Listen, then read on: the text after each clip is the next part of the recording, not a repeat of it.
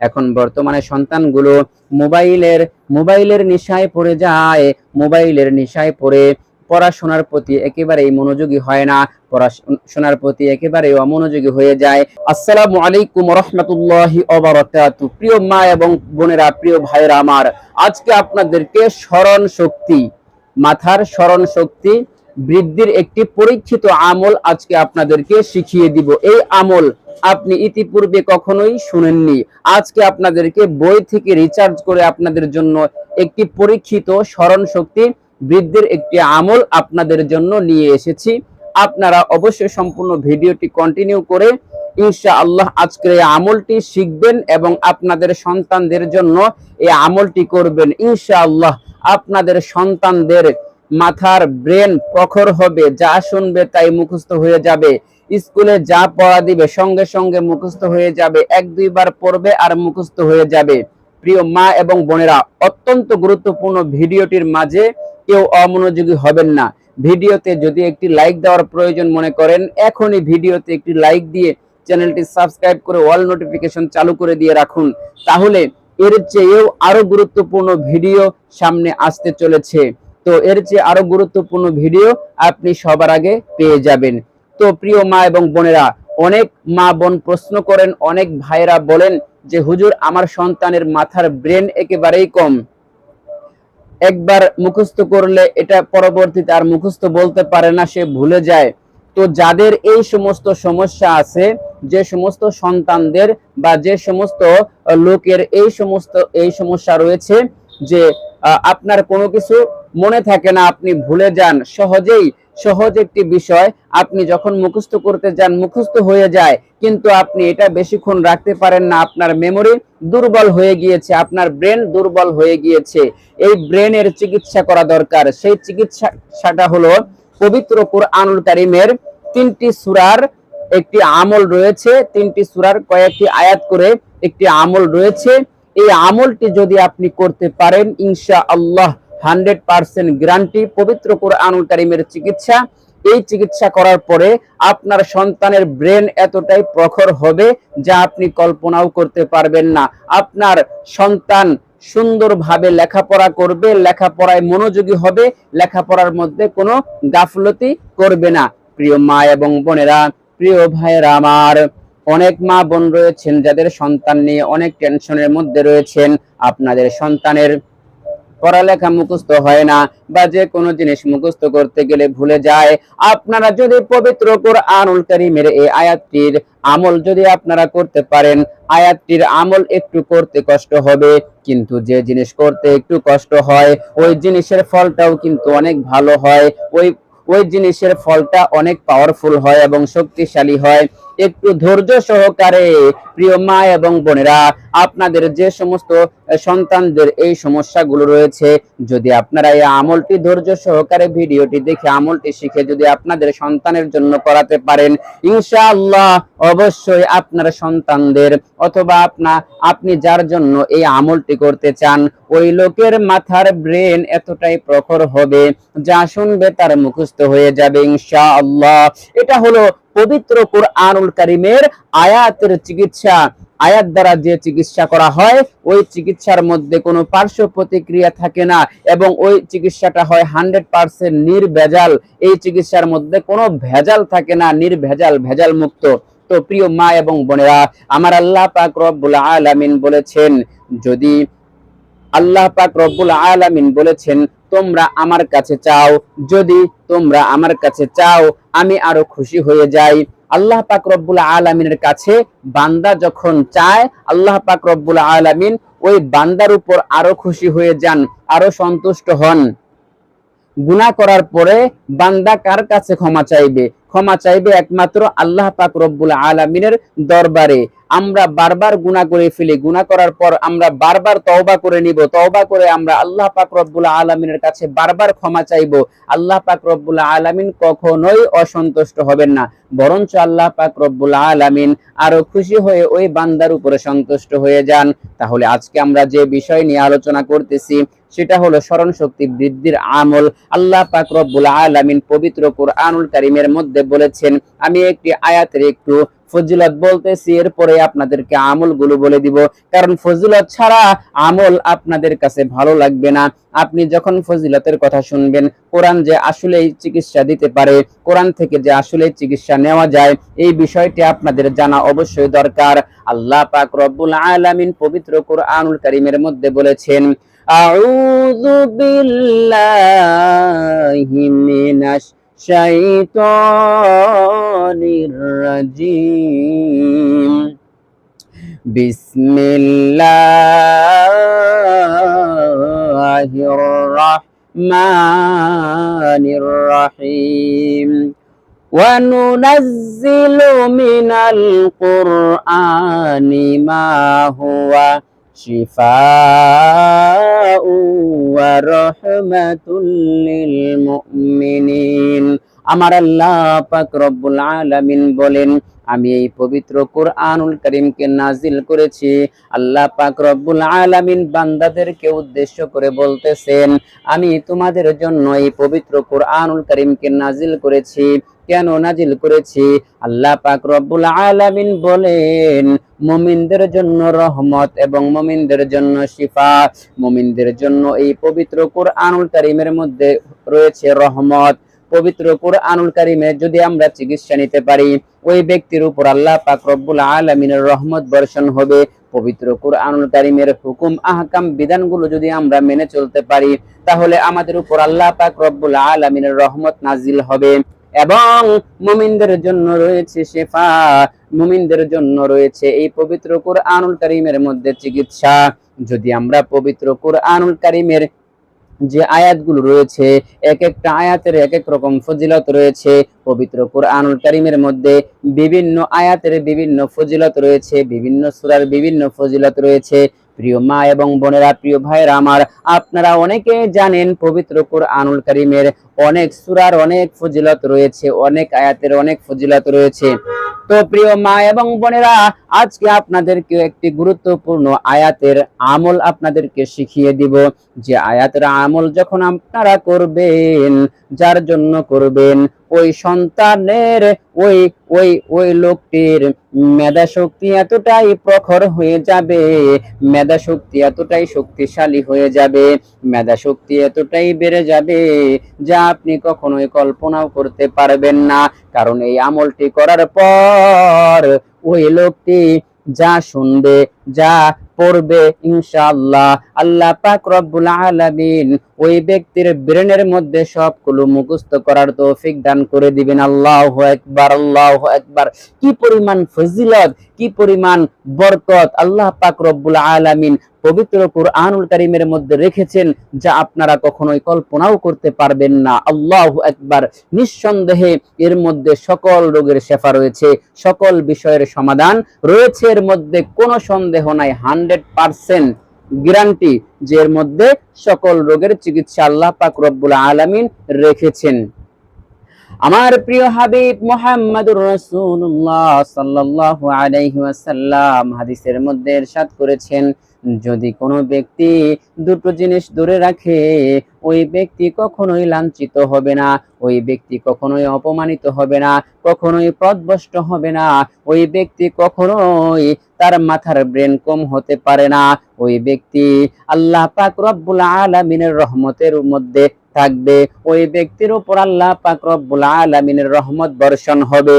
যদি দুটো জিনিস আঁকড়ে ধরে, ওই ব্যক্তি কখনোই পথভ্রষ্ট হবে না, সে কখনোই জাহান্নামে প্রবেশ করবে না। ওই দুইটি জিনিসের মধ্যে এক নাম্বার হলো পবিত্র কোরআনুল কারীম। তাহলে হাদিস এবং কোরআন দ্বারা আমরা বুঝতে পারি, কোরআন এবং হাদিস এই দুইটা জিনিস যে ব্যক্তি আঁকড়ে ধরবে, ওই ব্যক্তি কখনোই লাঞ্ছিত, কখনোই অপমানিত এবং কখনোই কোনো জায়গায় বেইজ্জতি হবে না।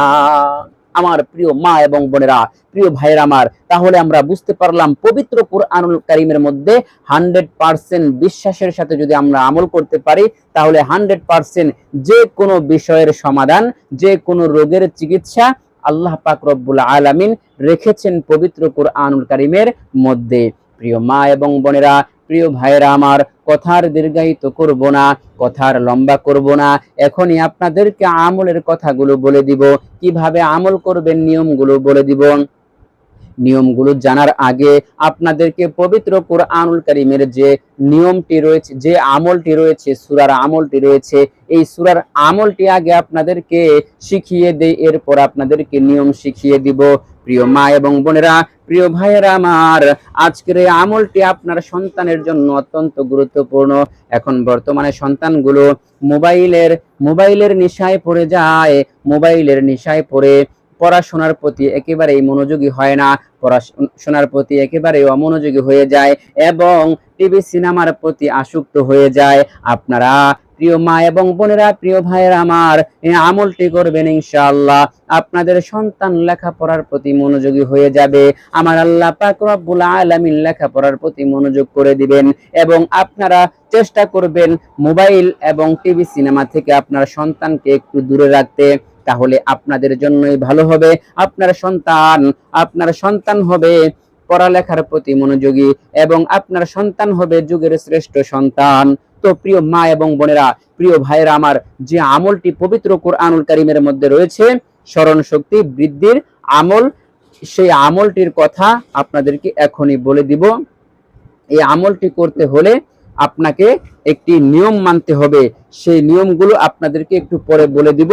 আগে আপনাদেরকে কোন আয়াতগুলো দিয়ে আমল করবেন সে আয়াতগুলো আপনাদেরকে বলে দিচ্ছি।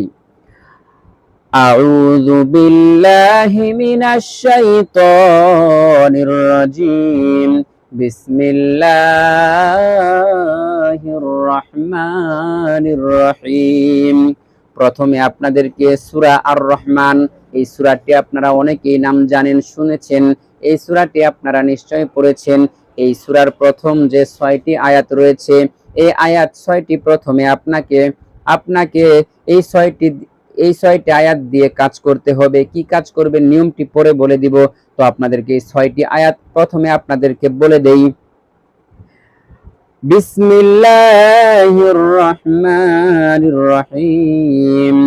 আর রহমানু আল্লামাল কুরআন খলাকাল ইনসানা আল্লামাহুল বায়ান।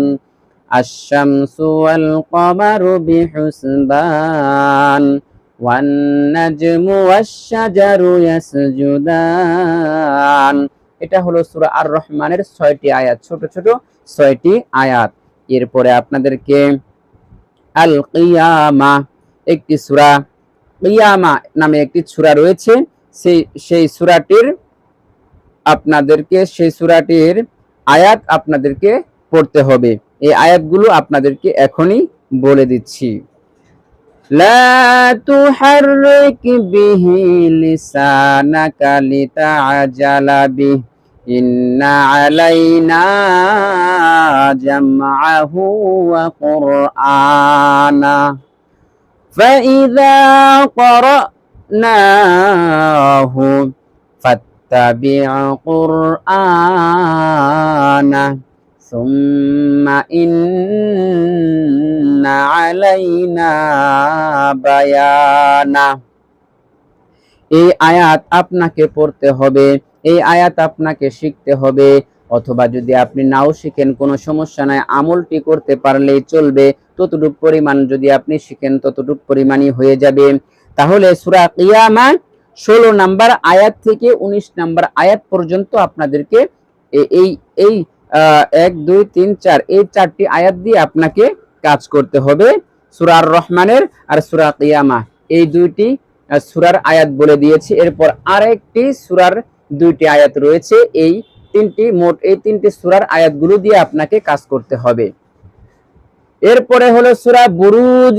এই বুরুজ সূরা আপনারা অনেকেই নাম শুনেছেন। এই বুরুজ সূরার 2টি আয়াত আপনাকে পাঠ করতে হবে। এই 2টি আয়াত আপনাকে পাঠ করতে হবে। 21 নাম্বার আয়াত আর হলো 22 নাম্বার আয়াত। বিসমিল্লাহির রহমানির রহিম। বাল হুয়া কুরআনুম মাজিদ ফি লাউহিম মাহফুজ ফি লাউহিম মাহফুজ। এই আয়াতগুলো দিয়ে আপনাকে কাজ করতে হবে। আবারও আমি আয়াতগুলো কোথায় আছে আমি আপনাদেরকে বিস্তারিত বলে দিচ্ছি। সূরা আর রহমানের প্রথম প্রথম 6টি আয়াত, সূরা আর রহমানের প্রথম 6টি আয়াত আপনাকে এই 6টি আয়াত আপনাকে লিখতে হবে। কিসের মধ্যে লিখবেন একটু পরে বলে দিচ্ছি। এরপর আপনাকে সূরা কিয়ামা 16 নম্বর আয়াত থেকে 19 নম্বর আয়াত পর্যন্ত লিখতে হবে। এরপর আপনাদেরকে সূরা বুরুজের 21 নম্বর আয়াত থেকে 22 নম্বর আয়াত পর্যন্ত লিখতে হবে। কিভাবে লিখবেন এখন আপনাদেরকে নিয়ম বলে দিচ্ছি। একটি প্লেট নেবেন, সুন্দর দেখে একটি সাদা প্লেট নেবেন, যেই প্লেটের মধ্যে কলম দিয়ে লেখা যায় এমন একটি প্লেট নেবেন। পার্মানেন্ট কালি যদি হয়, পার্মানেন্ট কালি এমন কলম রয়েছে আমাদের বাজারে দোকানে পাওয়া যায়, এমন একটি কলম দিয়ে আপনারা প্লেটের মধ্যে লিখবেন। ওই প্লেটের মধ্যে থেকে সেটা আর উঠবে না। ঘষা মাজা করলে হয়তো উঠে যেতে পারে, কিন্তু এমনি ওইখানে পানি দিলে কিন্তু ওই অক্ষরগুলো কিছুই হবে না। তো আপনারা পার্মানেন্ট কলম দিয়ে আপনারা সাদা একটি প্লেটের মধ্যে এই আয়াতগুলো লিখবেন। প্রথমে সূরা আর রহমানের আয়াত 6টি লিখবেন। এরপর লিখবেন সূরা কিয়ামার 21 নম্বর আয়াত থেকে 16 নম্বর আয়াত থেকে 19 নম্বর আয়াত পর্যন্ত, সূরা কিয়ামার 16 নম্বর আয়াত থেকে 19 নম্বর আয়াত পর্যন্ত, এবং সূরা বুরুজের 21 নম্বর আয়াত থেকে 22 নম্বর আয়াত পর্যন্ত আপনারা সুন্দর একটি প্লেটের মধ্যে লিখবেন আয়াতগুলো। লিখে এরপর ওই প্লেটের মধ্যে জমজমের পানি ঢেলে দিবেন। ওই প্লেটের মধ্যে জমজমের পানি ঢেলে দিবেন। আশা করি কথাগুলো স্পষ্টভাবে বুঝতে পারতেছেন। ওই প্লেটের মধ্যে জমজমের পানি ঢেলে দিবেন। ঢেলে দেওয়ার পর কতক্ষণ রাখবেন।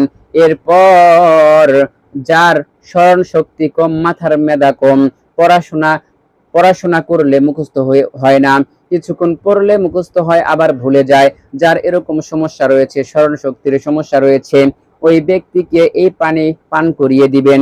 তাহলেই ওই ব্যক্তির স্মরণ শক্তি অত্যন্ত প্রখর হইবে এবং কোরআন শরীফ হেফজ করাও সহজ হবে।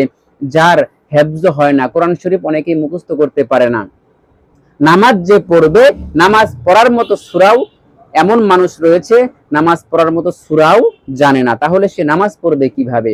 তো যাদের এই সমস্ত সমস্যা রয়েছে, জেহেন শক্তি কম, মাথার ব্রেন কম, ওই সমস্ত লোকদের জন্য এই আমলটি যদি আপনারা করতে পারেন, ইনশাআল্লাহ ওই ব্যক্তির মেধা শক্তি বেড়ে যাবে, বৃদ্ধি পাবে।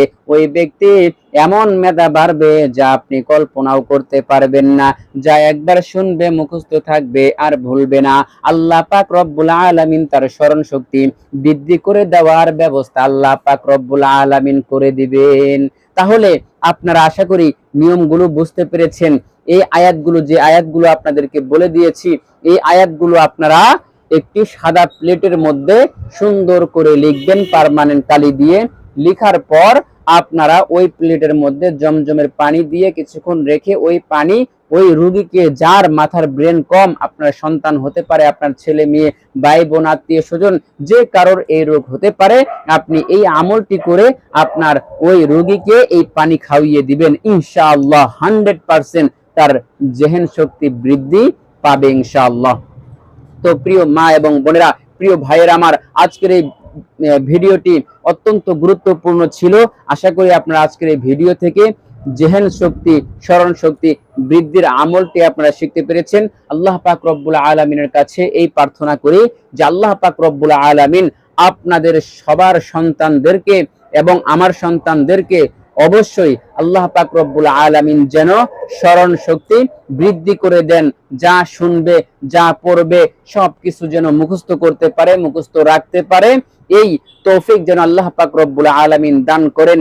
এই প্রার্থনা করেই আল্লাহ পাক রব্বুল আলামিনের কাছে এই প্রার্থনা করেই আজকের মতো ভিডিওটি এখানে শেষ করে দিচ্ছি। আসসালামু আলাইকুম ওয়া রাহমাতুল্লাহি ওয়া বারাকাতুহু।